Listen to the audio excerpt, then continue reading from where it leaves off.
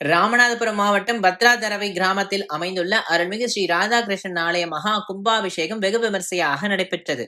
உண்ணும் உணவும் பருகு நீரும் தின்னும் வெற்றிலையும் எல்லாம் கண்ணன் எம்பெருமான் என்ற நம்மாழ்வாரின் வார்த்தைகளின்படி நம்முடனே ஒன்று கலந்து நம் துயரங்களை எல்லாம் போக்கி சகல சௌபாகியங்களையும் நமக்கு அருளும் 14 லோகங்களையும் தன்னுள் அடக்கி நம்மை காத்தருளும் ஸ்ரீ ராதாகிருஷ்ணன் திருப்புல்லானி எனும் ஸ்ரீராமர் மங்களாசாசனம் செய்த கஷேத்திரத்திற்கு கிழக்கே ஸ்ரீ ராதாகிருஷ்ணனாக அருள்பாலித்து வரும் எம்பெருமானுக்கு மகா சம்பரோக்ஷணம் வெகு விமர்சையாக நடைபெற்றது. 3 நாட்கள் 4 கால யாகசாலை பூஜைகளுடன் நடைபெற்ற அனுஜை, சங்கல்பம், புண்ணியாக வாசனம், கணபதி ஹோமம், நவகிரக ஹோமம், லட்சுமி நரசிம்ம ஹோமம், தன்வந்திரி ஹோமம், ஸ்ரீசுக்த ஹோமம், மகாலட்சுமி ஹோமம், வாஸ்து சாந்தி, மகா பூர்ணாகுதி, பகவத் பிரார்த்தனை, கிராம பொதுமக்களுடன் புண்ணியாக வாசனம், மிருச்சங்கரணம், அங்குரார்ப்பணம், ரக்ஷாபந்தனம், பூர்ணாகுதி, யாத்ரா தானம் நடைபெற்று வேத விற்பன்னர்கள் மந்திரங்கள் முழங்க புனித நீரடங்கிய கடத்தை தலையில் சுமந்து ஆலயத்தை 3 முறை வலம் வந்து வானில் கருடன் பறக்க புனித நீர் ஊற்றி கும்பாபிஷேகம் நடைபெற்றது. கோபுர கலசங்களுக்கு தீபாரதனையும் காண்பிக்கப்பட்ட பின்னர் ஸ்ரீ ராதாகிருஷ்ணனுக்கு சிறப்பு அபிஷேகம் மற்றும் தீபாரதனை காண்பிக்கப்பட்டது.